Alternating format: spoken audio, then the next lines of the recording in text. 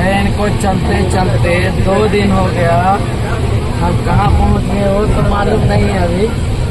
फिलहाल मेरा सर दर्द कर रहा है तो अभी चाय वाला आएंगे तो हम चाय पियेंगे। देख सकते हैं अभी हम कहाँ में, जंगल इधर देख सकते हैं इधर।